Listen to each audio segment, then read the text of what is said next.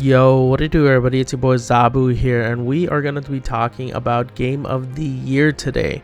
I know I haven't made any videos. I've just been so busy these past couple weeks, but I really wanted to talk about Game of the Year and the nominees for Game of the Year, so let's jump right into it. So let's talk about the nominees for Game of the Year. Some of the most notable ones that I've played and I've recognized are Metaphor ReFantazio, Final Fantasy VII Rebirth, Elden Ring Shadow of the Erdtree, and Black Myth Wukong. But there's a game that I definitely believe should have gotten at least nominated for Game of the Year, and that's Stellar Blade. Now, if Stellar Blade was nominated and didn't win Game of the Year, that'd be one thing, but to not have Stellar Blade nominated at all is such an L. I'm just so devastated because I'm like, damn, what a good game. This game was so much fun. The music, the gameplay, the quality of the game, it was just so good all the way throughout, from the beginning to the end. There weren't a lot of games I was able to finish this year, but this was one of them, and I had a lot of fun playing it.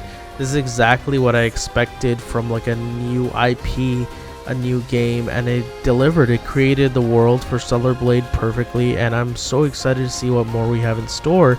So to my surprise, when it didn't get nominated for Game of the Year, I was like, well, what took its place? And honestly, I was surprised that Shadow of the Erdtree took the place for Stellar Blade, because I feel like DLCs shouldn't really count as Game of the Year, and Elden Ring won Game of the Year last year. It beat out God of War Ragnarok, which I think should have deserved the win, but I'll make that another video. But for this one, I just want to say it doesn't really make sense for a DLC to be nominated Game of the Year. Now, don't get me wrong, I don't think that it doesn't deserve to be recognized in its own category as like a DLC game, but I just don't think, like, as a, to respect for all the other games that came out, I just don't think it's fair for Elden Ring Shadow of the Erdtree DLC to come and just completely like wipe out all the other games. And I'm just saying that because the game is good, the game is fun, that's why I think it has a chance to win. But I feel like there's so many other games that would get overshadowed by the Erdtree if the Elden Ring DLC wins. I mean, we have games like Final Fantasy VII, we have games like Black Myth Wukong, there's Metaphor ReFantazio. All these games are great, they have great music, great stories, and I feel like, not having Stellar Blade among these is doing it a disservice to Stellar Blade in and of itself.